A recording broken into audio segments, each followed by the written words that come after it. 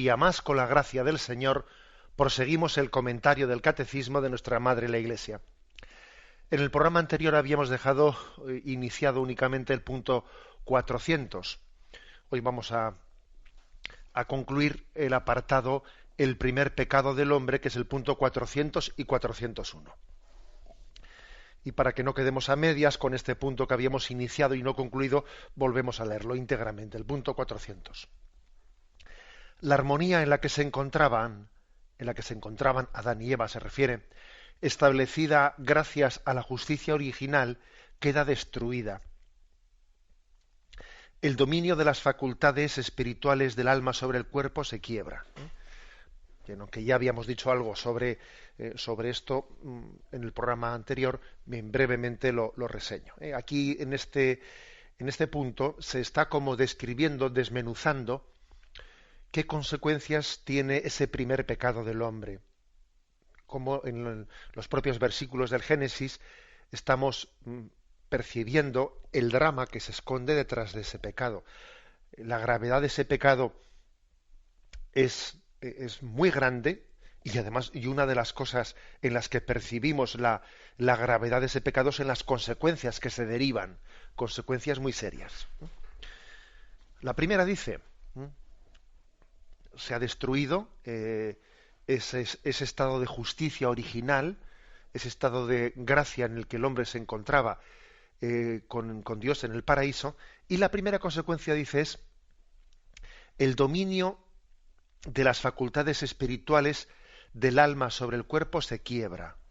Génesis 3:7 dice, entonces se les abrieron los ojos a entrambos y se dieron cuenta de que estaban desnudos y cosiendo hojas de higuera se hicieron unos ceñidores. Bien,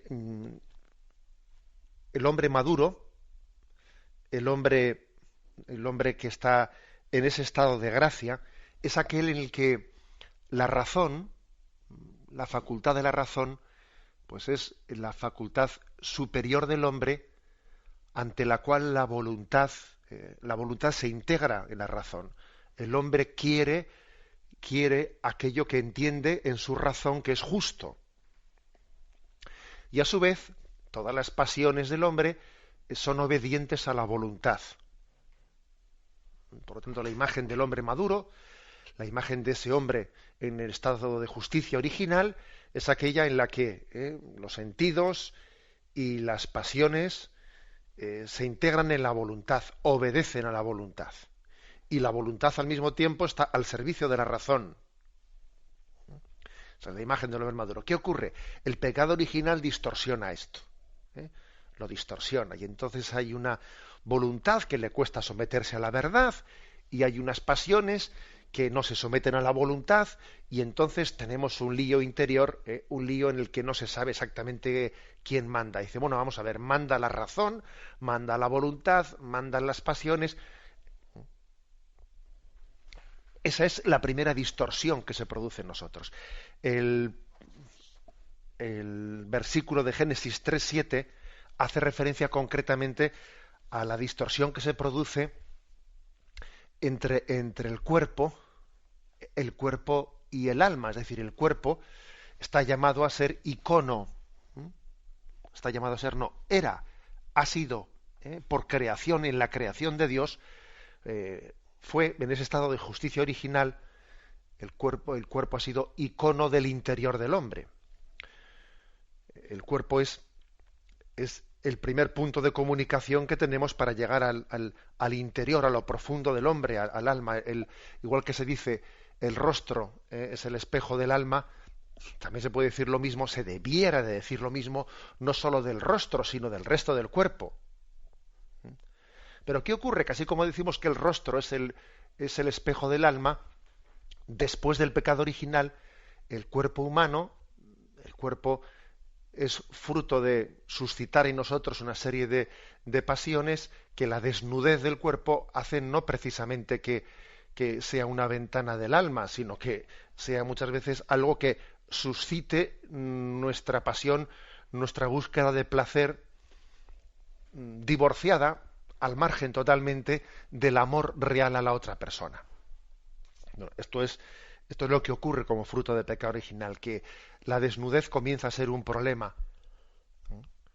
La desnudez debe de ser tapada, debe de ser cubierta con la virtud del pudor, porque de lo contrario el hombre fácilmente, el hombre y la mujer utilizan a su prójimo, le utilizan y el cuerpo, en vez de ser icono del alma, es una especie de proyección de las propias pasiones de quien lo mira. Bueno, sigue adelante el catecismo y dice, más consecuencias. La unión entre el hombre y la mujer es sometida a tensiones. Génesis 3, versículos del 11 al 13. Él replicó, ¿quién te ha hecho ver que estabas desnudo? ¿Has comido acaso del árbol que te prohibí comer? Dijo el hombre, la mujer que me distes por compañera me dio del árbol y comí. Dijo Dios a la mujer, ¿por qué has hecho esto? Y contestó la mujer, la serpiente me sedujo y comí. Es decir, inmediatamente vemos la primera discusión doméstica, si me permitís la expresión, con un poco de humor. La primera discusión doméstica la vemos entre Adán y Eva inmediatamente después del pecado original. Allí se produce, pues, una especie de representación de lo que tantas veces va a acontecer en la historia de la humanidad. La típica discusión doméstica en la que nos echamos los trastos unos a otros a la cabeza. Porque esto no sé, porque tú no sé cuántos, porque yo no sé qué. Es curioso. Otra de las consecuencias del pecado original es que hay una dificultad real en reconocer la propia culpa. Es verdaderamente difícil que un hombre, que una mujer digan con humildad y con prontitud, yo pecador. Cuesta mucho. Cuesta mucho y lo primero que nos sale casi espontáneamente es yo no he hecho nada, es culpa tuya, enseguida, ¿no? Es como un resorte, como un muelle automático, la autojustificación y nada, echar las culpas a todo, encender el ventilador y echar las culpas a todo lo que nos rodea. Es un resorte que en nosotros se produce como consecuencia del pecado original. Igual que un niño cuando lo primero que aprende a decir esto es mío, y coge el juguete y para él, ¿no? Y eso de coger el puño y cerrarlo y traerlo para uno es que parece que es casi espontáneo, ¿no? Como si el niño hubiese nacido. Algo así nos pasa a nosotros en esta especie de discusión de echarnos las culpas unos a otros. Es casi un resorte automático. Más consecuencias. Sigue delante y dice, sus relaciones, las relaciones entre el hombre y la mujer, estarán marcadas por el deseo y el dominio. Génesis 3:16 dice, a la mujer le dijo, tantas haré tus fatigas cuanto sean tus embarazos, con dolor parirás los hijos, hacia tu marido irá tu dependencia y él te dominará. Fijaros una cosa, porque alguno podía interpretar ese texto diciendo como que ese dominio del hombre sobre la mujer, ese dominio de sometimiento machista, etcétera, alguno podría decir que es algo querido y bendecido por Dios. Y yo le haría ver lo siguiente. No, un momento.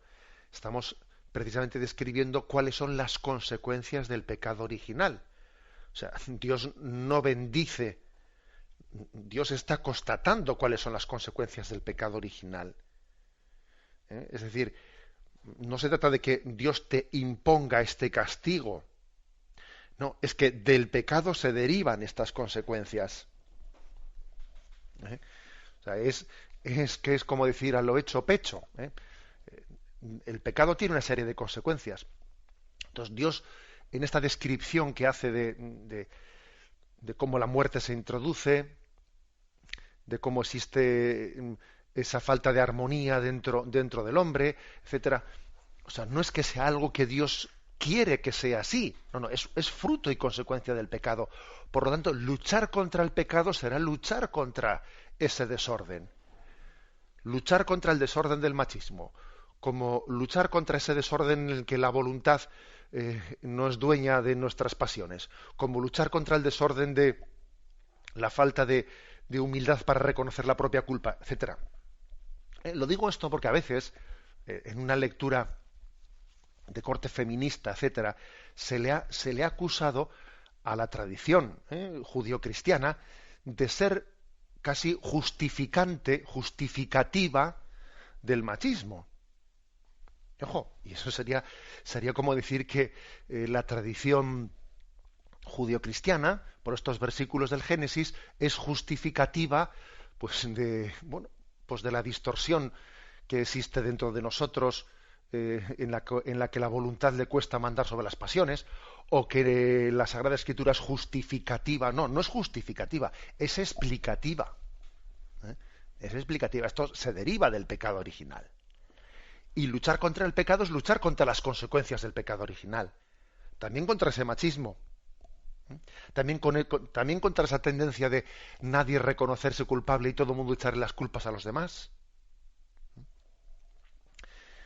Bien, pues como veis es importante este matiz en cómo se percibe esto, porque a veces ha sido manipulados la exégesis de estos textos pretendiendo que la fuente de la revelación cristiana se justifica en las consecuencias del pecado original en la relación entre el hombre y la mujer. Continúa el texto y dice: la armonía con la creación se rompe. La creación visible se hace para el hombre extraña y hostil. Génesis 3, versículos 17 y 19.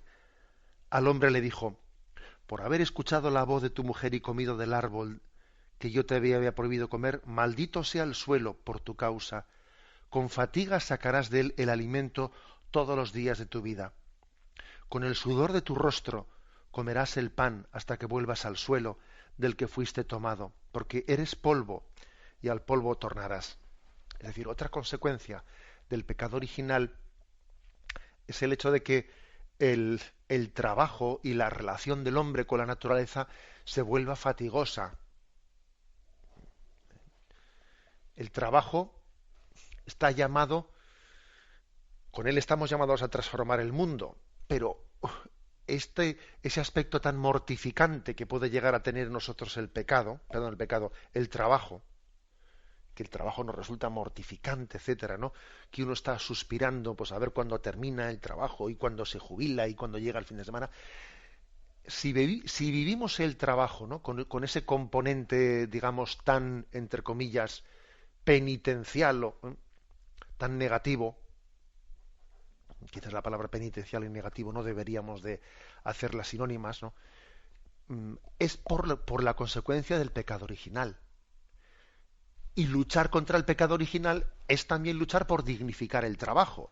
Y es luchar, pues, para que el trabajo sea plenificante y no sea tan mortificante.